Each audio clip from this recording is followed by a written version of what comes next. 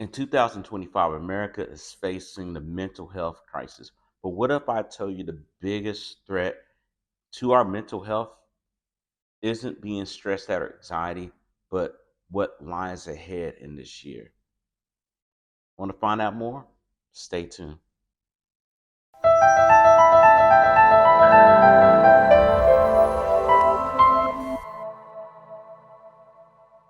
So, guys, if you're new to this channel, this is called Luke Brooks. Again, this is Luke Brooks. This is where we talk about everything under the sun in regards to mental health, about what's going on in this world, especially in America, and how we can avoid the nonsense that we're seeing right now in this time and age. So, I want to bring something up to you guys. I want to talk about the loss of hope for the future. So we're in 2025, and as we saw some startling things right at the beginning of 2025, with a lot of people being unalive, with people doing startling things, stuff that was shocking. But the problem is that a lot of folks, instead of them facing, hey, we do have a problem, they're in denial. We have a lot of people in denial. I was one of those people that was in denial, where to sit there and say, hey, at the end of the day, I'm gonna just do what I'm gonna do. I don't believe that's true or things like that. And that's where we are wrong. We have a future. We all have a future. Whether it's a good future or it's a bad future depends on us. And we have to take that in mind. I would tell you something. If we walk around in denial, it's just like if someone said, hey man, if you keep going down this dead end road, you gonna be stuck. And you choose not to listen, you choose to be like, whatever, I'm gonna keep doing it, and you get there, you can't be shocked. Right now, we're here. We're in 2025. And as I record this, we're just 6 days into the new year. Right? What are we gonna do? Are we trying to make something make sense? Or we're just trying to just deny the whole thing at all? And I would say this: if you say I don't know what you mean, it's just look at the news. Look at the local news of our country. It don't matter what channel or what state you're in. You can look at some of the startling things that's going on, and that's not normal. Now, don't sit there and try to sit there and say, hey, you don't know because you're not here, you're out of the country, this and that. But I keep up with the news. I can literally look at what's going on. And don't say, well, your country different. Yeah, I can tell you. I already said it in the last video. It's different. The first thing they do, they're not letting everyone have a gun. Just because you have a right to carry a gun doesn't mean you should have a gun. It's just like, hey, you have the right to do drugs, right? Illegal drugs, right? If you want to do that, that's you. But that doesn't mean that, yeah, I should take it. I can drink. That don't mean I have to drink the whole bottle. But some people do that. We have people who live in indulgence, right? They indulge in everything. They're like, well, I deserve this. I need this. I need this. I need that. So, for example, I just seen on TikTok, because a lot of people talk about TikTok. Saw one of the Olympic runners, and people are gonna say it's a give or take, right? We do live. He's black. We do live in a world where people, with oh, you're black, you're automatically a criminal and whatnot. But the thing is, the guy was trying to get to his car, and the officer wasn't trying to hear him, and he literally instigated. The officer pushed him. He literally pushed him, knowing this guy was already heated. You know he's hot. So these cops understand that you got to read body language. Well, they should be taught that. And this is down in Miami.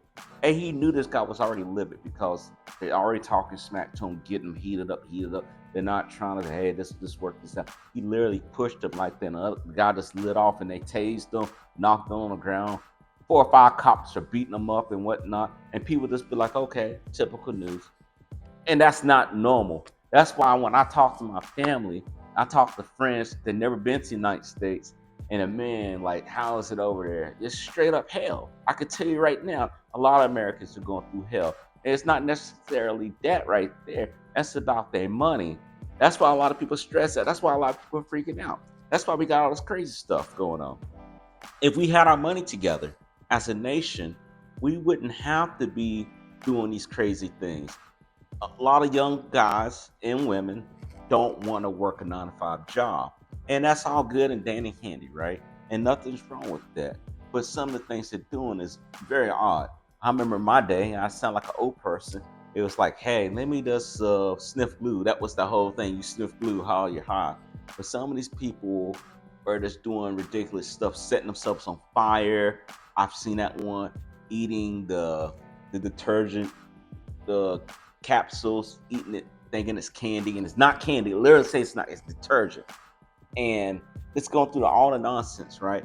Doing stupid pranks. You have people almost get unalive doing stupid stuff in Walmart, of all places. That's the worst place to try to do any type of prank that's gonna piss someone off. So the guy tried to move up on the girl, and it was a prank because the boy's feminine.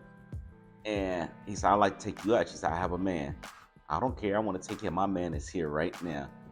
And her man rolled right through. He said, "Hey, what's going on, man?" He said, "Hey, man, I want to take your girl out." And just like that. And just like, dude, like, what is your problem? And people, and he didn't want to talk to the girl at all. He just doing it, try to get views on video. And that's stupid to me. So you risk your life because we live in a short, fused, tempered society. We're quick to anger and slow to think about things. And you do stuff just to get a few views that can actually get you killed. I'm seeing a trend right there too, and it's coming to an end soon. Like a lot of folks are worried about the things of unemployment, because they're looking at, okay, what we're gonna do to actually keep our jobs, because there's no pensions. I'll be honest with you, there are no more pensions. If people think, well, I can just live off my pension, you're not going to be awarded that. And then Social Security, for my age, I'm 41. So like between 41 and 50, my sister's 50, you're going to start seeing them bump up that Social Security. So the whole catch is that we're going to bump it up to a higher rate, meaning that you won't be able to get until you're much older if you can make it that long. That's the catch right there. And that's stupid. You put all your time, your energy, working 40 some years or whatnot, and you want to go ahead and tap into your Social Security, but they say, no, we don't want you to tap into no Social Security. We want you to wait a little bit long, keep working. Because guess what? The baby boomers are dying out. They are fading away. You got another working group that doesn't want to work a regular job. They'd rather just be on the video system and not knocking. I'm not telling no one to sit here and quit your life. If you're making money, if you're making millions of dollars or whatnot, and you're doing it the right way, I'm not sitting here telling you to say, hey, let me quit what I'm doing to go work a 9 to 5 job that I hate. Because that's another problem too. We're working jobs now in our time that we should not have to work. If we pick up a book, we start reading, we start self-educating ourselves on learning how to do a new trade. A lot of people, you tell people they got to pick up something, they got to do something outside their work. Oh, they have a fit. They say, that's my Netflix time, or that's my clubbing time. But then I always got the issue to complain about what's going on. So that's what we got going on in America right now. Some people now, they get upset when they see folks that's coming overseas and they're getting a job or whatnot. And I'm not sitting here saying pro or against immigration or whatnot, but you got to look at a person who never had an opportunity and they're offered an opportunity in a lifetime versus someone that may have the opportunity laying right there every day in front of them, but they don't take advantage. And that's where we're getting burnt up at.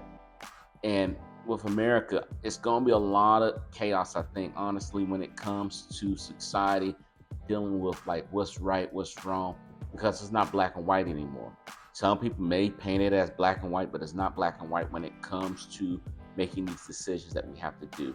Now, what I would suggest for anyone, if you are serious about chasing your dream, you need to start writing it out right now. That's the first thing you need to do, write it out. Don't talk about it. Don't say, I'm going to do it, I'm going to come on top one day and things like that. Write out your stuff, write out your timeline. Next thing you need to do is to get around with the right people who are doing the things that you want to do. Start picking their brain, trying to get ideas of how do they start. Like, hey, can you walk me through how you start? Because everyone's going to start a different way. And then you need to execute. Whether you're ready or not, you got to execute. And you might say, well, I gotta wait till everything's perfect. Not everything's gonna be perfect. If you wait for everything to be perfect, you're gonna be sadly mistaken when it comes to you actually trying to get everything going. Because I've heard people say, I'm gonna wait for the right opportunity. You need to be ready for the opportunity. I would tell you this, guys. If you are still with us right now, don't forget to make sure you subscribe to this channel. Make sure you do that. Going back into it. If you don't want to work at McDonald's, if you don't want to work at Burger King, you don't want to do none of those things, you got to start applying yourself early on. And there's hope for people who are my age or older. Just because you don't have your 20s and 30s anymore, that doesn't mean you can't stop pursuing your dream. If you walk around anyone right now and ask them what do they want to do, what was their dream, what can be their dream, what they want to be when they grow up, they will be like, I have no dreams. And to me, I think that's a living death right there. To go ahead and work every day, go home, watch TV, and repeat it over again. And then maybe take a vacation every few years. That's a living death to me. I don't know how I would live like that. And you shouldn't have to live like, if you're living like that, I know you're going through some issues. That's why we got all these issues for our health, with stress, because stress is messing with our health, it's messing with our mind, all that stuff. We gotta learn how to vent that, guys. So I just wanted to give my spiel, tell you I was coming back on here, more videos to drop. This is just my take on what's going on currently now in America in 2025, and why people are more afraid of what lies down the road, because they don't want to face that reality. You have to take a stand and face it. Again, guys, my name is Mr. 𝐦𝐨𝐬𝐤. I hope that you like this. I got much more to talk about. Make sure you subscribe, like, share, and hey, question for you. What do you see 2025 being? Is it going to be favorable or it's going to be unfavorable, and why? Drop the comments down below.